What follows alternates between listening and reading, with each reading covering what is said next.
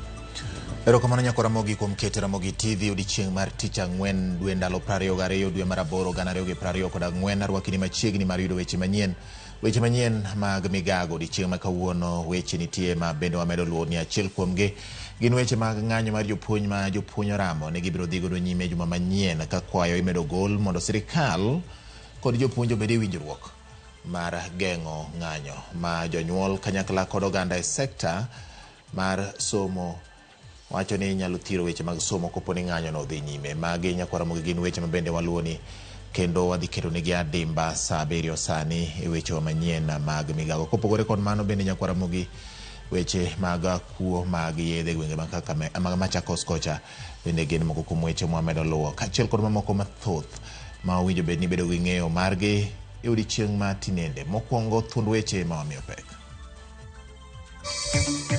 Riwruogweg matatu olando bago ng'anyo juma manyien kaluwore kod achiedh nade mathoth mag giwacho ni gikale e yor tich. I pray for you that on Monday God will help you to go to classes because of our children. Sirikal kaachiel kod jopuonj okwa mondo bag twak kendo chung ng'anyo mar jopuonj ma ochan juma manyien.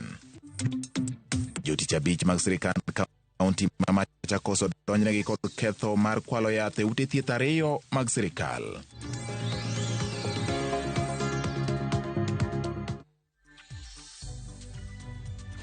Machiegni nyako Ramogi be thuolo matudori koda namba en 360 kata bende inyalo loso koda kokalo Facebook mar Ramogi TV Kenya, YouTube en Ramogi TV Kenya, mbui mar X @Ramogi TV KE. Nyinga en George Bati. Machiegni apisa bich mag obila mawuok e tesend obila mag Giri manyicha omake kaluwore kod pondo mar mabuse moko 13 owe thuolo gi rambun mar $200,000 ng'ato ka ng'ato. Kong'ado bura ma yiene apisa go yudo rambun, jal buche Martha Nazushi okoneno mane ochwal kod jomed buche mondo med geng'ne apisa go okoromo. Odo e kinde ne ogolo chik ne apisa go mag obila mondo obed kago report ka obila matimo nonro diriyo e juma. Obila go itudo kod konyo mabuse koting'o achich maduong' e nek makware Collins Jumaisi manyocha ne oluchore ma opondo kowuok e tesend obila no tich 2 jumani. Burano ibiro winj kendo bang' jumbe 2. By them not objecting to being detained, the court reads a sign of good faith and their willingness to cooperate with the investigating officers in this investigation. The reasons advanced for detaining them are not compelling to this court to allow their application. Nyako Ramogi mane kane weche chalo e do Ogai mar doho Martha Koome onyiso luoro mare ewi chenro manyien ma sirkal tiyo godo e siro somb jopuonjre kolero ni jopuonjre ma onego yud sir makare ok dhi yudo kokwayo kata kendo ok dhi yudo sirno kokwayo sirkal mondo non kendo malong'o chenrono. Koome okwayo sirkal mondo duog onon kendo kit sirno kendo jiwo sirkal mondo onywanda sir mag basari duto mondo tigo e keto somo obed nono. Jagoro maduong' mar NCCK Canon Chris Kinyanjui owacho ni ber mondo kit sir manyien losi manyalo miyo jopuonjre duto mochando yudo sir kendo gibed kod thuolo mar riwore kod kuonde tiegruok mag mbalariany moluonggie.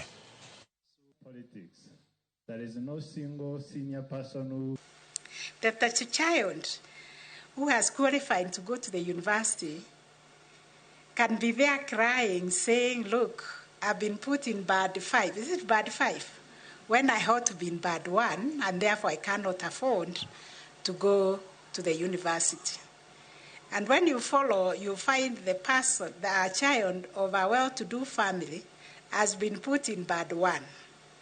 When you follow, you also find that there is bursary fund given from the taxpayers' money, given to the governor, given to the women rep, given to the MP through CDF, given to the MCA. I hope none of them is here because they are going to lynch me. Now, all those bursaries, how are they disbursed? Why wouldn't you put them in education and make education free for all? Jaod jalup jatend piny Dorcas Gachagua okwayo mondo twak obedi e kind sirkal kod riwruok mag jopuonj mondo mi okony kelo winjruok mar geng'o ng'anyo ma ochan kod jopuonj chieng' wuok tich mar juma manyien. Ka oloso e kinde ik mar japuonj moro e gwenge mag Loitoktok e kaunti ma Kajiado, Dorcas wacho ni poni ng'anyono oyiene ma odhi nyime to weche mag somo biro rochore pacho ka. Jaod bura Makono Samuel Parashima dwaro mondo duol mandiko jopuonje tich e pacho ka TSC oti kod omenda maromo bilion 18.3 ma oket tenge mar tieko midhiero mag ng'anyo kendo konyo jopuonjre dhi nyime kod somgi. Ile walimu waliongea pamoja na ministry wakae chini, hatutaki watoto wetu waumie, na budget ya 18.3 bilioni ilipitishwa, waone ni ngapi itawekwa kwa walimu kwa mambo ya hiyo increment, salary increment, mali itawekwa kwa promotion na mali pia itawekwa kwa sababu ya GSS wale interns ambao wako wameajiriwa. Every person here is a product of a teacher, and it is a very noble job. And I pray for you that on Monday, God will help you to go to classes because of our children. The other thing I would like to urge us today is that we make sure that we go for testing, because cervical cancer has killed very many women, and cervical cancer is treatable if it is discovered early. We have a medical camp here in Kajiado where we can be able to screen. Podwane weche motende kod weche mag jopuonj. Riwruok mar jopuonj ma Kopet bade ma Bungoma yango mar dhi nyime gi ng'anyo margi kaka ochan chieng' tich mar juma manyien poni piny owacho ok obiro chopo kare dwaro margi kamoting'o medo osara, ndiko jopuonj mamoko kendo e kind dwaro mamoko. Ka giloso Bungoma tok romo margi kotelnegi kod jagoro margi bade ma Bungoma Austin Luketelo oyango ni gisebedo piny moromo kod piny owacho gi duol mar TSC kamodong' en chopo kare dwaro mag jopuonj. On Monday, 26th this month, nobody should step in schools. As teachers, we are demanding for our own rights, and today we are saying, parents, do not allow your children to go to school on Monday because the strike is in force from on that day. And because of that, nobody will be there to take care of your kids in schools. What we want, GSS to be confirmed. The government will employ 20,000 more teachers. Right now we are waiting for 130,000 teachers to be promoted. So as the union, we are working with the national officials, and we are ready to move to any stations. Jagoro mar riwruok mar jopuonj mar Kuppet bade Malaikipia Robert Miano oramo ni ng'anyo ma jopuonj chano kochakore wuok tich mar juma manyien dhi timore nyaka chop sirikal ket tim winjruok mane gitimo higa mar 2021. Koloso Nanyuki, Miano ochayo sirikal kuom tamore chiko ite ne dwaro mar jopuonj ma pachoka koting'o medo jopuonj osara kaka ne giwinjore mondo jopuonj oyud kaka ginyalo konyore kinde ni mangima medo ridore. Miano bende osayo sirikal kuom rem chwalo ngas kata ayagulu mar okumba mar thieth omenda ma ing'ado jopuonj gino ma okoni osemiyo jopuonj kale achiedh nade mathoth e kinde ma gimanyo thieth. Kunyiso jonyuol mondo kik chandre ni tero nyithindgi e skul e chakruok ta mar 3, Miano okoni sirikal nyaka chore lemo mamalo jopuonj mar 130 mosebedo ka tiyo e lemo ma gintie sani kuom thuolo mar higni 10. Sisi tuko kwa mgomo utangaza na sioni kitu ambacho kinaweza sababisha ama kinaweza fanyika mgomo usimame. Ile tu inaweza sababisha mgomo ni walimu kupewa kile waliahidiwa mwaka uliopita. Mwaka jana walimu waliahidiwa pesa ati huu mwaka ukifika mwezi wa 7 watapewa. Sasa mwezi umefika wa 7 hatujaona kitu kwa pay slip. Na mambo ingine ambao inafanyika pale kama ni loan. Walimu zile pesa walishukua kama loan. CAC imekata hiyo pesa lakini haijapeleka bank. Sasa mabanki zinatupigia simu ati pesa zetu hazijafika. Nakora mogi weche pod muoch ka otenore kod weche mag ng'anyo mag jopuonj go mag chano ni gibiro timo kochakore wuok tich mar juma manyien. Wageno ni winjruok biro bedo mondo jopuonjre odonji e weche mag somo margi kaluwore kod midhiero mosebedo e sekta mar somo higani ahinya ka mokalo chien. Weche mag koth ni orocho somo moko kuom sikunde. Bang'e Nyakora Mogi weche mag ng'anyo mag jopuonj mag JSS bende chako rocho somo moko kuom sikunde. Eka bang'e ng'anyo manchano tim kod kweth mar Gen Z bende obedo kod miyo somo manchano rochore ka gwenge moko tich ariyo gi tich ang'wen samoro ne jopuonj nyiso nyithindo mondo kik dhi e sikul kaluwore kod sechego mane bago ng'anyo. Koro wach mar winjruok e kind sirikal gi jopuonj winjo bed ni miyo mbi kendo maino maduong' ahinya mondo kik somo chak rochre kendo ahinya to kinde makoro jopuonjre donjo e tam mar 3 kendo tam mogik e higa. Wadhi nyime. Apisa mag piny owacho okwa mondo orit dhogi mondo kik gipo ka gigolo weche moko manyalo jawo chuny rowere mag Gen Z ma gichwe gidoge e ng'anyo kaluwore kod chano duoko e od bura moko kuom kidienje mag pend chik mar omenda mag 2024 mane owach ni ok ni kare. Magi owachi e kinde ma jatend piny William Ruto kod jatend migawo mar weche mag omenda John Mbadi osebedo kalieko ni biro chuno sirikal mondo los paro machielo mar chik mar omenda mondo kony piny owacho e yudo omenda ma inyalo tagodo sirikal. Paro mar duoko e od bura moko kuom kidienje mag pach chik omenda mag 2024 iseyo kod moko kuom rowere makoni chal ni piny owacho pok owinjo duondgi.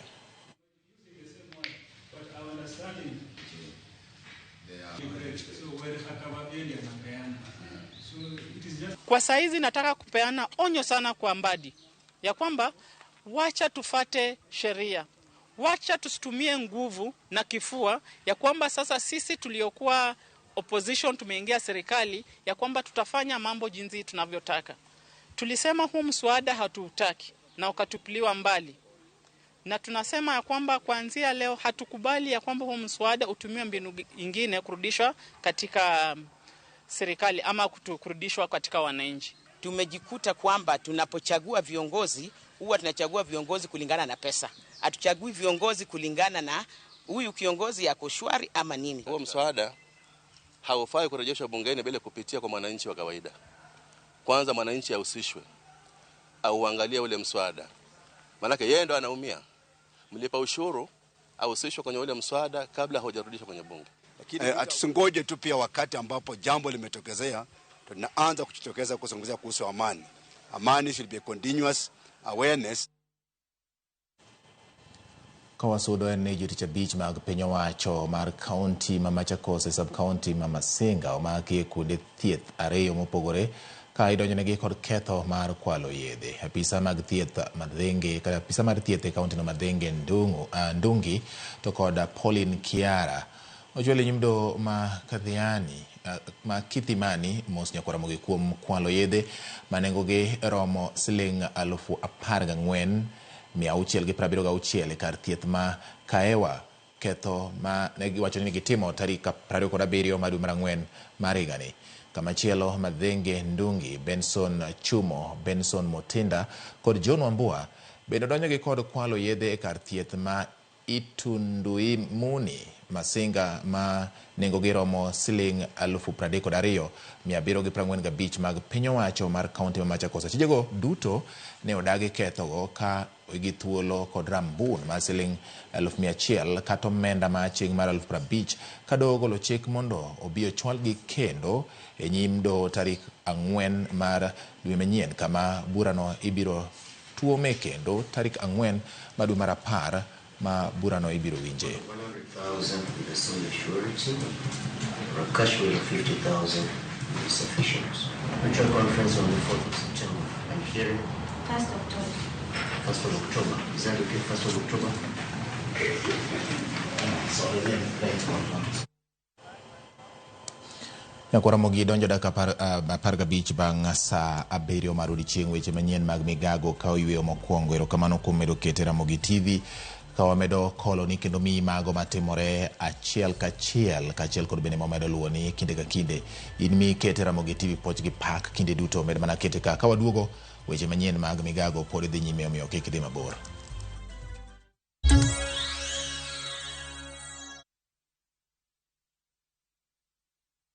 Jipange na View sasa imerudi kwa mbwembwe na vishindo. Jipange leo kwa nafasi ya kujishindia mamilioni ya pesa. Jipange ushinde na View sasa. Bonyeza *487*3# na uweke 50 bob tu au tuma kwa paybill number 724177, account number ikiwa ni nambari yako ya simu. Utapata content na point 50 za kuingia kwenye draw ya kujishindia 50,000 kila siku, milioni 1 kila wiki na grand prize ya 3 million shillings. 3 million shillings. Jibambe na content nyingi zaidi, uongeze chances zako za kushinda. Jipange na View sasa. Weka 50 bob tu na huenda ukajishindia 50,000 kila siku, milioni 1 kila wiki na grand prize ya milioni 3. Shinda mamilioni. Sheria na masharti kutumika. Imeidhinishwa na BCLB number 0000130.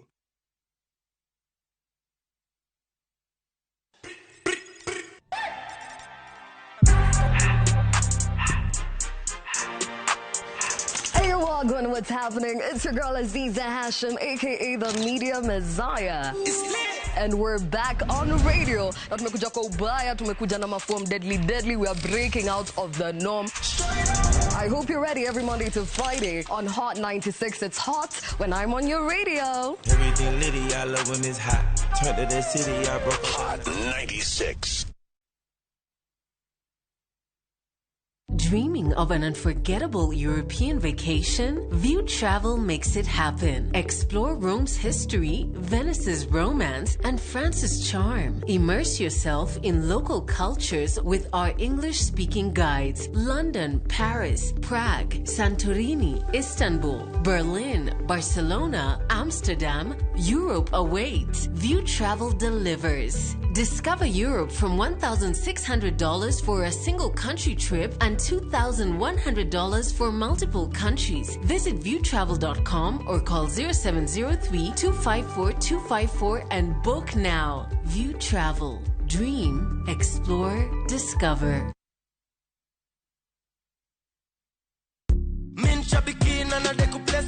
My name's Godfrey Mwirigi Minyori. I come from Meru. I'm a fan of the Aviator game. I learned about it on Citizen TV when I saw somebody that had won the game. I got interested in it and started participating. I've won quite a number of times, but this is the bigger of the wins that I have had. I like the game because it's a game that you can play anytime, anywhere, and it has no bias. And here you can see I'm getting my check for my recent win. Niko na project kadhaa zenye zinaendelea, nitaingia kwa hizo project na Tunashukuru kwa Avieta. Avieta ya Shabiki.com inakupa the biggest multiplier in Kenya. Shinda up to 50,000 times your stake. Yani ukiweka stake ya 100 bob, ndege ipeperuke, unashinda 5 million within seconds. Changamkia Avieta on Shabiki.com. Not for persons under the age of 18. Authorized and regulated by BCLB license number 428.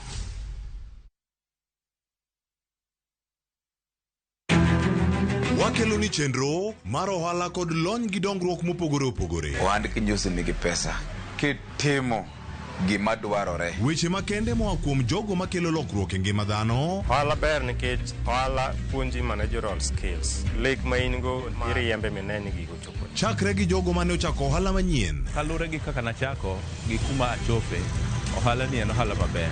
Nyaka jotelo molony e timo ohala. Akwa jodala wate odogi ohala. Ne pek mane gikalie.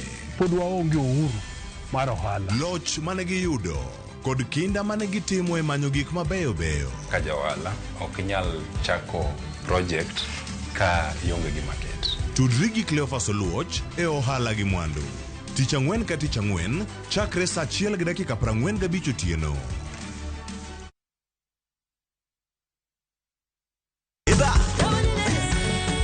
Be ikori mar chako wuoth e piny mar thum? Thumbe mane oloko tieng' mang'eny. Fwenyo sigendni,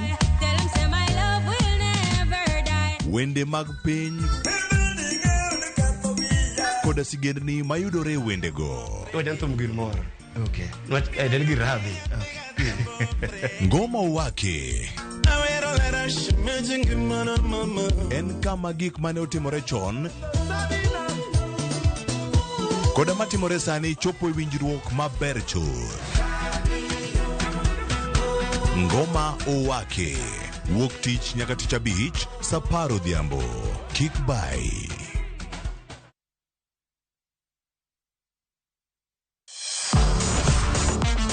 Ne thuolo mar yudo weche tuke duto nyaka mopondo.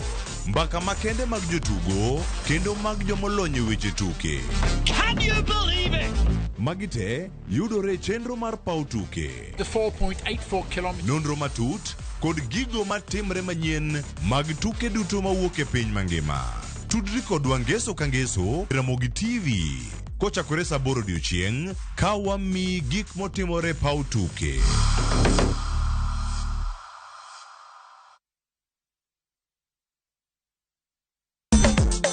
En jangolo mar ohangla mane omako piny kod wer achiel ma pod nitiere it ji mathoth. Kata kamano, penjo mokwongo ma inyalo penjori ni to nolal kanye. Ichungo kata dhiang' miltumo nade milaw. Koro an ma etija koro kawinjo kuma thum wake ma jogo nitie amondo kanyo kabisa. Wende no bende nokelo ne ber koso pod osandore kaka thum ne wacho. Onyisa ba yawa kaunti ba kaunti watimo gano adhigo ire kuri nyen anakia gimoro amora. E chenro mar ng'e jothumbewa, Ramogi TV omanyo ma oyudo ogola nyundo. Kendo miyowa mbaka matut mar wuodhe kod chakruok mar thum e ngimane. Ogola nyundo sirikal. Antiere tego. Ero kamana en. Tuon wira ero. Tich abichni gi Solomon Atito Kafaya e Ramogi TV chakre saa 2 okinyi. Kik bai.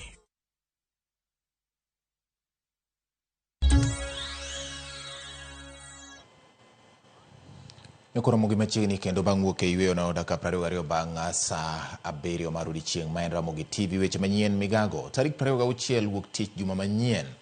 Ng'anyo mag weg matatu limbo pone ywakgi kotenore kod midhiero mopogore opogore abich mag gisebedo ka kata mosebedo ka thiro handgi ok owinji kendo nyakwa Ramogi. Wadani watudre kod jafwambo marwa Millicent Adhiambo ma oluwo wachni kendo nyakwa Ramogi dwani mondo wawinjane achiel kachiel gi maweg matatu go wacho kawuok e bus park kata e tesend nyamburko ma Kisumu. Millicent Adhiambo kiwinja ma en thuolo makoro ni nyiso ni to weche chalo nade.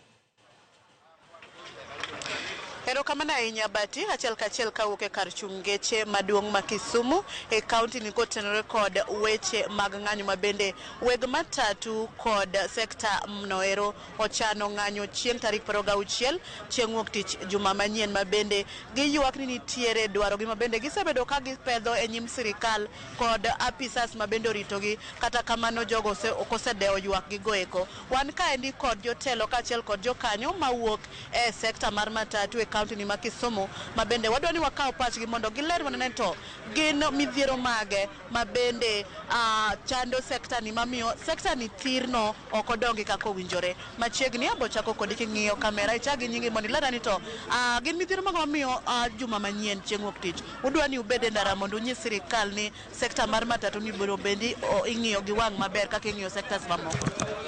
Erokamano, nyinga James Ochieng' Omwa, an jagoro mar riwruok mag weg matatu Kisumu County. Kuma diera nitie ywak mang'eny ma jo matatu wasebedo ka wakadhe. Ohala ni ok osebedo ka yot kodwa nikech nengo kod garama mar management mar ohala ni. Mokwongo mondo yud matatu ibedgo ushuru ma sirkal oketonwa e nyiewo matatu kigolo oko nitie 25% mar import duty. Bang' mano in kod 20% mar excise duty. Bang' mano iyudo ka kendo ichaji pesa mag timo inspection kapok gari ni obedo kod namba. Kendo sani gikelo weche moko mag bulba certificate miluongo ni VIN plate michajo wa siling 11,000 kod 100. Bang' mano kapok bajaro chako ringo ichulo advance tax ma en siling 1,200 kuom komb ka kom mar passenger higa ka higa. Kiriwo magi te mondo ichako ohala mar matatu koro koyot. Weche makoro hinyowa ka wadhi mbele en weche mag fuel.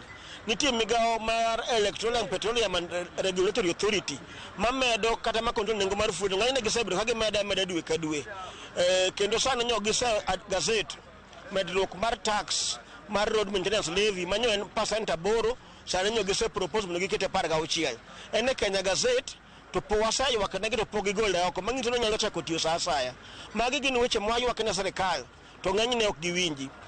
Insurance osebedo kan problem kaka nokadhe National Assembly weche ma iketo mag jowuoth ka ming'ado negi insurance ng'eny gi ok chul. Kendo weche ma samoro wayudo mag ambulance chesa sayudo ka lawyers moko tudre kod lawyers mag insurance companies mondo ohinjo ohala mag matatu. Courts moko chiwo awards mamalo ma ok nyalre. Samoro oseni IRA oloro Invesco Insurance Company apoya ma ko ngis kata mana jokanyo matiyo kod that insurance kendo kwa chiwo kinyi to apoka geche wa mako gi police e kona mora mar Kenya ni wan kod insurance cover ma is invalid notice ok nomiwa to wan kod covers go mamoko kod kauseri gonda lang'wen kende wasaywago police harassment kod county government harassment makunde makido ka ichulo police tichulo county kata kama ukitinga abiria ochikni to nyaka ichul pesa ekikadho county no magi gin achiel moko kuom weche mosebedo kwaywago mondo sirkal okonywa. Erokamano, an jakom mar bus park ma Kisumo, iluonga ni Shemo Chuodho. Kwayowa maduong' en ni kaluwore gi task force mane oketi gi mane jatend migawo mar treasury bwana Ndung'u.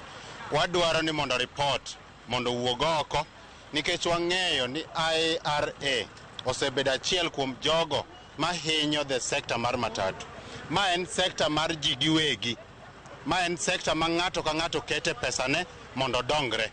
To iyudo ka IRA, iluongo ni Insurance Regulatory Authority, timo gigo ma ok oluwore kendo kata mahinyo jalno matimo ohala mar matatu.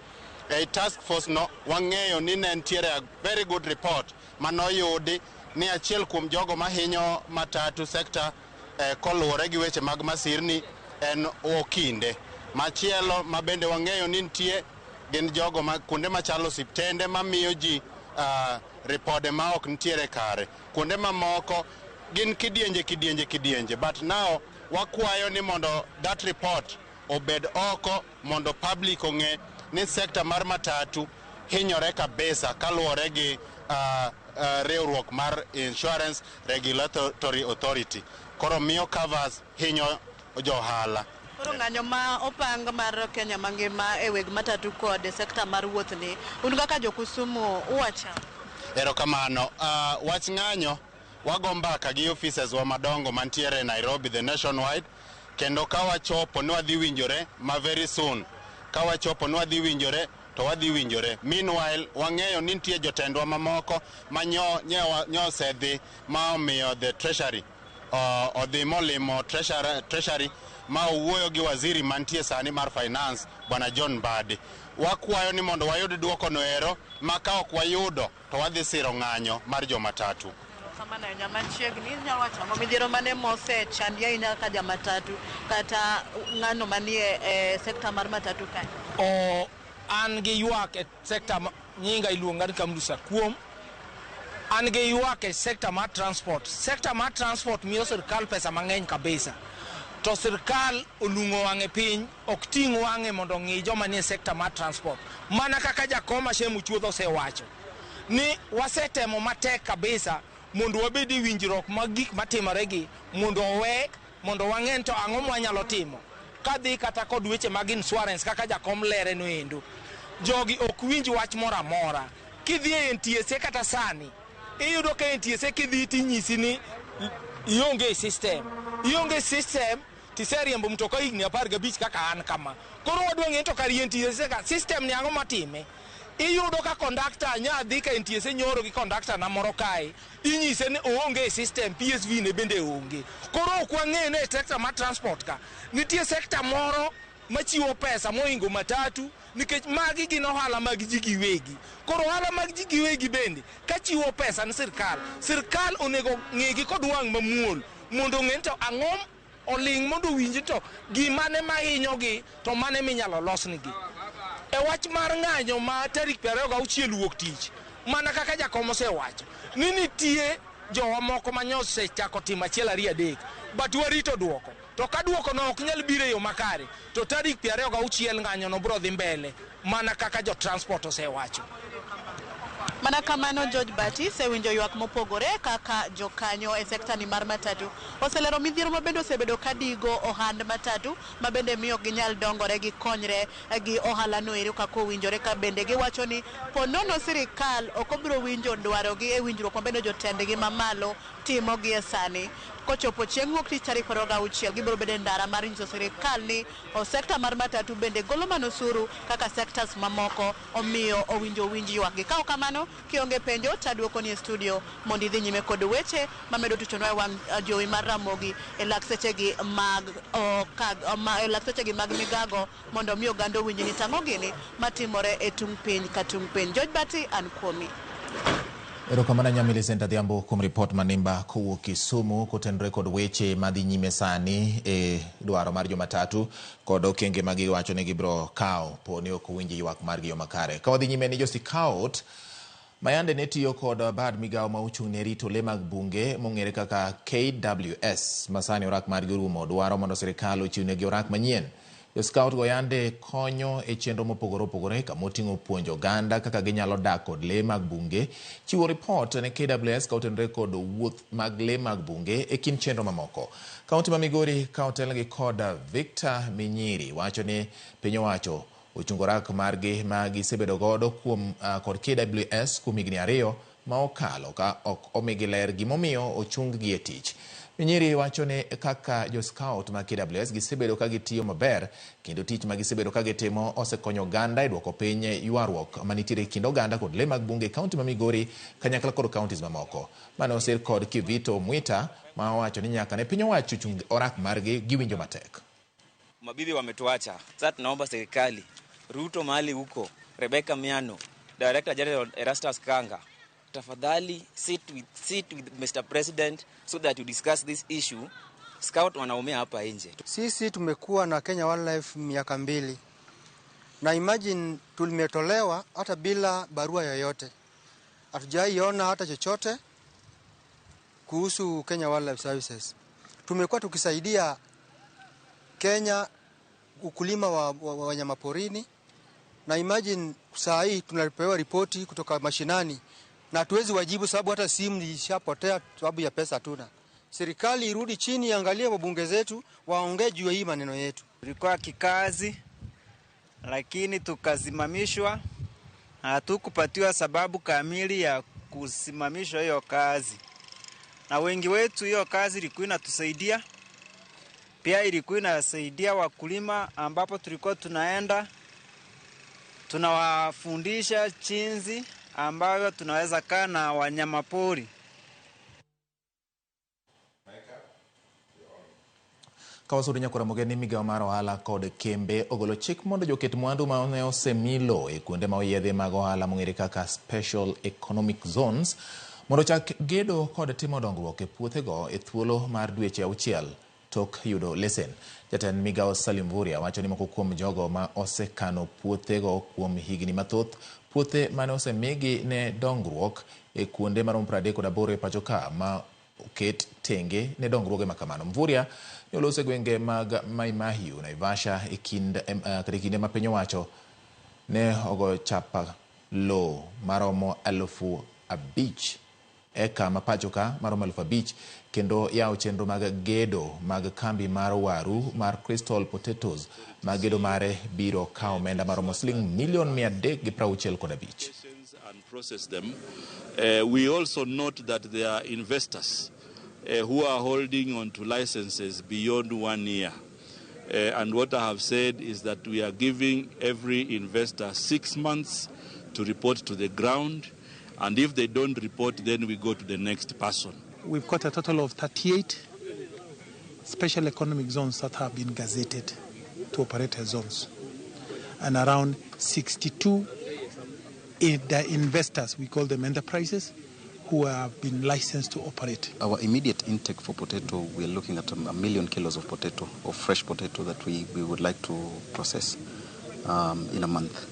So, and in 5 years, the ambition is to scale it up to 5 million kilos a month of potatoes. Local committees, it has worked very well in Kengen. Ndio kusambaza hiyo makazi itapatikana, may it be business, may it be employment, may it be whatever, so that it is well coordinated. Nimesikia mtu wa USAID akisema mambo ya organization. Jamba, tuta-deorganize. We are really going to be organized. Maybe kulima, whatever. We be organized so that the government will be able to help us. Kodhi nyimeni kambi tiegruok mar joriemb nyamburko mar AA odonjo winjruok kod telo ma ochung' ne rito ngima oganda piny ma pacho ka NTSA mar chaka yanga tiegruok mag joriemb apiko mathurka. Kambino kanyakla kod kambi mar Border Plus kod Dual ma ochung' ne rito ngima oganda piny mathurka NTSA chano mar tiego joriemb apiko e nengo mayot. Ma en okang' mokwongo en ni joriemb apiko maromo 1 million oyudo tiegruok kendo tieko maseche mag apaya. Jata tije Dual mar NTSA George Njao poyo okang' ma kamano kowacho ni nengo mayot mar tiegruok biro miyo joriemb apiko mang'eny tiegore kendo kambi no chano mar konyo e okang' ma kamano. Today with our key partner AA Kenya, who have been instrumental in helping support and bringing sanity on training of not only just drivers but riders as well. So as we're here today, as you remember, on the 17th of April, His Excellency launched the National Road Safety Action Plan, and under one of the key priority areas, priority area number 6, we are supposed to help support the training and licensing of the 2-wheelers and the 3-wheelers, which are normally referred to as the border. We are going to train all the boda in Kenya, the ones who are not licensed. We are targeting 1 million boda who are using our roads and who are not licensed. What we've done is to partner with various people, including NTSA. We are going to offer the training at a subsidized price from 8,000. We are going to charge them 3,000. Then they pay the NTSA money. And then what else we have done is to ensure that it's affordable. You can actually pay 100 shillings every day. And for 61 days, you'll be through and you'll be trained and licensed. Johala iboma ma Isiolo chiwo kwayo makende ne gavana mar kaunti no Abdi Guyo mondo kas gedo mar chiro manyasani madhi nyime mondo konygi e geng'o maseche mathoth matimore e geng apaya. Ka otelni kod jakoma margi James Gitonga, johala go puoyo kenge ma gedo mar chiro no osegoyo nyaka ne gavana Guyo kaw apisi higni 2 mokalo kendo medo kwayo Guyo mondo ket mwandu duto madwarore mapiyo mondo chiro no gedo mare orum kapok higani orumo. Wechego osir kod jakeno mar chiro no Esther Kirunga.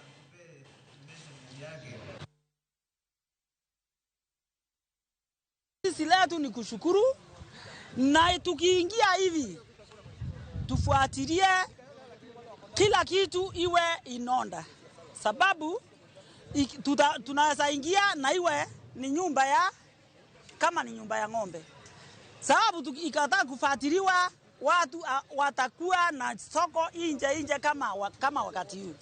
Nataka tafadhali sana Mheshimiwa Gavana, wewe ni kijana yetu ya maana, hii soko ikuishe haraka, watu waingie ndani na wajihudumie maisha. Inawasaidia sana na wamejaribu kusaidia watoto yao na familia yao. Hii miradi iko 80% complete na hii soko iko 3-story building na iko na capacity ya 1,300 stalls. In the design tuliweka 1,500 lakini ajili ya space ambaye wanakamati walisema ya kwamba ni kidogo, tukajaribu kupanua na ika reduce by 200. Sahi ina support 1,300 traders both wholesale and retail. Target yetu ni kumaliza na kuweka final touches ndio tufungue by February latest March. Kawasuri Nyakwaramogi waro ni jolupo e county ma Homa Bay koro dwani piny owacho mar county no manye kaka inyalo res dho wedhe maromo 72 masani chenro mag lupo ok dhi e nyime kaka dwarore kaluwore kod kethruok mag mwandu e dho wedhego ma okel kod wach mar pong' mar nam Lolwe kaluwore kod koth manosebedo ka chwe gwenge makono kaka jafwambo marwa e county ma Homa Bay Ali Abich lero. Bende luoro nitie ni tuoche mag nyaldiema kidek muoche dho wedhego ni mar choche kata chope mane jolupogo tiyo godo e konyruok margi pi ne oywayo. Koth mapek manochwe kor gwenge mapacho ka ne okelo pong' mar pi nam Lolwe manomiyo pi nam Lolwe opong' ma ong'oko oko kendo kelo kethruok mag mwandu e moko kuom dho wedhe manitie kaunti ma Homa Bay mosemiyo chenro mag lupo orochore e dho wedhego. Dho wedhe maromo 72 e kaunti ma Homa Bay mwandu mathoth ne okethore kendo nyaka sani chal margi pod richo ka gwenge mag Karachuonyo, Suba South kaachiel kod Suba North ema dho wedhe mang'eny ne okethore kendo chenro mag lupo ok dhi e nyime yo mowinjore bang' ka pi ne opong' momonyo ute mantie dho wedhego. The first koth manochwe mang'eny ne wawito billions and billions of money mane wawuotho e beaches kwa ng'iyo lal mang'eny ahinya ma beaches mang'eny oyudo. Kata nyaka sani moko kuom beaches go pod nigi lalo nyaka sani kidhi Sindo Gateway banda mane sirikal okonyo wagero program mar LAVEMP2 gi chote mano kaw million madhi adek gi wiye sani ni e chuny pi ok nyal konyo. Moko kuom dho wedhego bende luoro nitie ni tuo mar nyaldiema nyalo muoche bang' ka chope mane jolupo konyorego ne pi omuonyo kendo pi ge oganda modak e dho wedhego ko tiyo ge utegi ka jolupo ywak ne sirikal mamalo kaachiel kod mar kaunti pok owuok oko mar resogi. Diber ka migawo mochung' ne weche mag kor lwasi gi migawo mochung' ne weche mag disaster to gi other development agencies moting'o nyaka migawo mar chenro mag dak kata planning owuotho mondo watim gimiluongo ne special planning ne beaches wa ka waweyo ngang' maduong' ahinya mar kama pi nyalo gike ka gedo chakore kama pi ok nyal gike ka idho malo. Mani bende biro konyowa e neno ni wasekiwa beaches wago nikech beach onego bed ni chakore kama ne pi obire mang'eny mogik ka idho malo. Jatend migawo mochung' alwora sirikand kaunti ma Homa Bay Joash Aloo wacho ni pek mikelo kod lokruok mar kor lwasi emosebedo ka hinyo dho wedhe makamago. Onego wapidh odundu nikech odundu chiyo pi mondo pi madonje ei nam obed pi maler. Mar adek wapidh yien mabor yiende kuonde ma koth lwarie mondo ka koth lwar motegno nitie kodh oula kik oyud ka piny en pap tari moywera chuodho gi gik moko yugi duto to rwako go e nam. Migawo no wacho ni gitiyo kanyakla gi piny owacho mamalo mar chiwo puonj ne jomodak machiegni kod dho wedhe mantie kaunti ni e wi ber mar gedo mabor kod tie nam kaka achiel kuom yore makedo kod pek mikelo kod lokruok mar kor lwasi. Nam nigi kama onego chope kendo wasani wadwa chako chenro mag nyiso jothurwa ni kata kuneno ka nam pi onge kamoro but nam kanyo to nyakung'e ni kanyo en kama nam seche moko onyalo medore to dhi mochope. Mane momiyo sama pi omedre nam tiyudo ka joma nodhi mogedo ama oloso gigi kata opuro kanyo tiyudo ka nam imo. Tiere wach mar pi medore be nam kaluwore gi koth be mamedo chwe mang'eny. Ali Abich, Ramogi TV, Homa Bay. Wasuri Nyakura Mogiwuok Homa Bay wadhi Migori. Riwruoge makedo ne ratiro mag oganda e yore mag thieth dwaro mondo riwruoge mag thieth kaka riwruok mar thieth e piny mangima WHO kod pinje duto keto kenge mag neno ni yedhe ma opuodhi mondo okony e gayo landruok mag kute mag ayaki oyudore mayot kendo mapiyo ne pinje duto, to ahinya mago ma pod dongore kaka Kenya. Jafwambo marwa ma Migori George Juma miyo ler ewi wachni. Higni malo 40 mokalo nyakne tuo mar ayaki yangi e piny mangima. Mathoth osetim mar geng'o landruok mag kutego mag ayaki. Kata bed ni yorego mag geng'o landruok mag kutego mag ayaki mathoth nitiere, pod oganda mathoth gamo kutegi mag ayaki, ka moko bende wito ngimagi nikech kutego mag ayaki, nikech ok ginyal yudo yedhego ma itiyo godo e gayo landruok mag kutego mag ayaki, kaachiel kod duoko piny teko mag kutego mag ayaki. Pinje ma pod dongore kaka mano mar Kenya, pod oganda nitie kod pek e yudo yedhego makonyo e gayo landruok mar tuoni. Jotim nonde wechego mag thieth kod jokedo ne oganda e yorego mag thieth wach ni biro ni kembe maloso yedhe mag gayo landruok mag kutego mag ayaki ok osechiwo thuolo ne kembe mamoko mondo kolos yedhegi mondo eka oganda koyudgi mayot. Osemiyo yedhegi ok yudre mayot ne oganda. 2 weeks ago, I did a letter to both Pharmacy and Poisons Board as well as NASCOP just to inquire on the status of the registration of both products and to know why specifically is the Pyrivan ring and cabotegravir injection not available for the masses, despite something like the Pyrivan ring already in the treatment guidelines of NASCOP. Diu kotino materogno mar Kenya Legal and Ethical Issues Network kata Kelin mane wuoye kinde romo mane okel jokanyogo makedo kod landruok mag kutego mag ayaki e kaunti ma Migori wacho ni nyaka keto kenge mar neno ni yedhe mag gayo landruok mag kutego mag ayaki oyudre mayot ne oganda. We are advocating for things like compulsory licensing. Kuom ranyisi nitiere kido adek mag PrEP makonyo e gayo landruok mag kutego mag ayaki ma oting'o cabotegravir, Pyrivan ring kaachiel kod mano ma imuonyo ma osepuodhi. Kata kamano ma imuonyo kende ema nyaka sani yudore e piny Kenya. Kaunti ma Migori en achiel kuom kaunti e piny Kenya ma pod jogo modak kod kutego mag ayaki pod ni malo ka PrEP en achiel kuom yedhe ma itiyo godo e geng'o landruok mag kute mag ayaki. Wan gi PrEP options e facilities te, dispensaries te, health centers te ma wan go in Migori County. Shida ma wan godo gi data ma wan go nyiso ni ji chako PrEP to continuation becomes a problem. Apisa ma ochune kedo kod landruok mag kutego mag ayaki e kaunti ma Migori Lisa Owino wacho ni kwan mine mathoth gamo kutego mag ayaki ka ipimo kod chuo e kaunti ma Migori. Joma mine stand at 12% to chuo to stand at 7.1%. Wasetemo mondo ji te obed aware ni HIV is there. Gima ber machielo mwasetimo ma wan at 95% ni ji te mwasepimo mwayudo ka tuo wasechako gie thieth.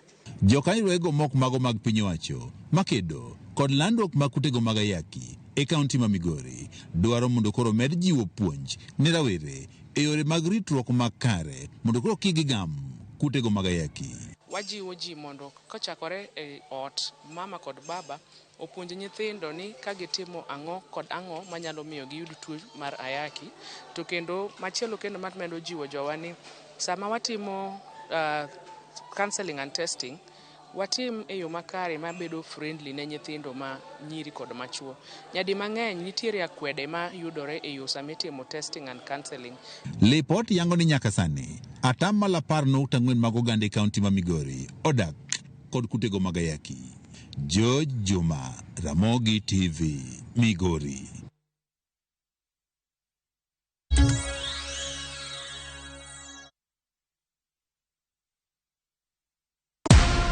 Shabiki, jiomoshe na Shabiki ya Vieta leo and win up to 500,000 Kenya shillings in cash prizes. Alafu usiki kucheza Vieta mazeni as easy as 1, 2, 3.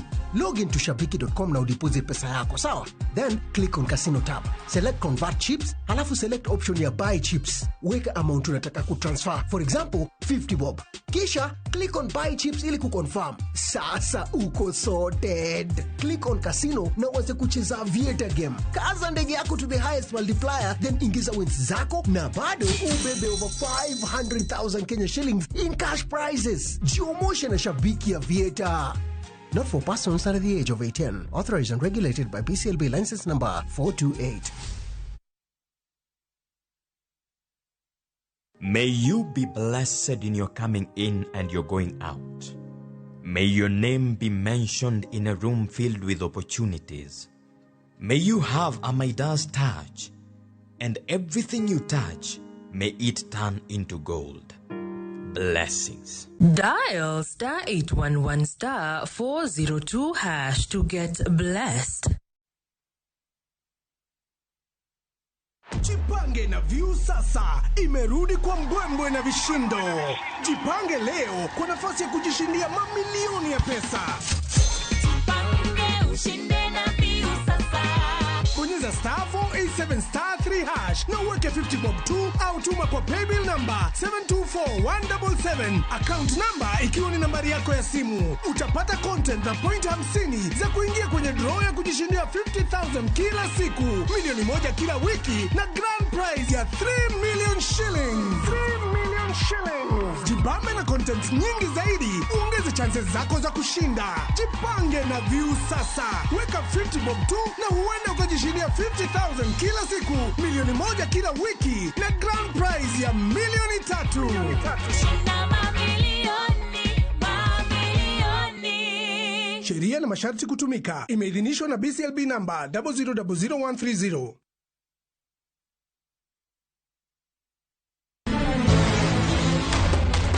Sigana ni medo minore gi weche mag miriambo kod miganga. Meher kaul gil, ini biro timango. Kare. To joma onge ketho ema hinyore ahinya. Kuom higni 5 ne in kanye, baba in bende ni wuonda kai.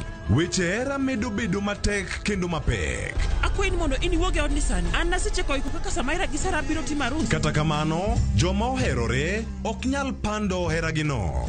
Andisora. Aber. Aftar. Ewi magi duto, nyaka joot achiel chung kanyakla. Ere kaka unyalo timo joma richo ka? An awinjo ka an gi wich kuot mang'eny ahinya, adwaro mondo atemo kaka untie kae. Choti Sardani. Wuok tich nyaka ngeso, saa 2:15 otieno. Manera Mogi TV.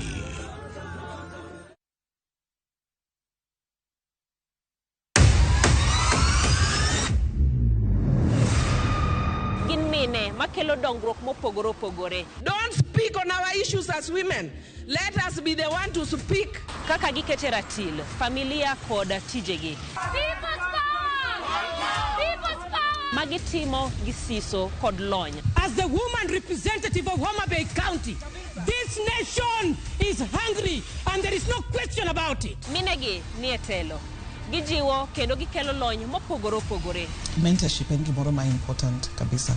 Mano konyo ji kendo miyo ji bet gi positive attitude. Gimiyo lony margi kanyakla kod yudo duoko ne chandruoge duto magikale. We want leaders to be fair to the nation. To emine wacho sigand miyo kamiyo ogen. Mine wacho ngeso ka ngeso kod jailieta.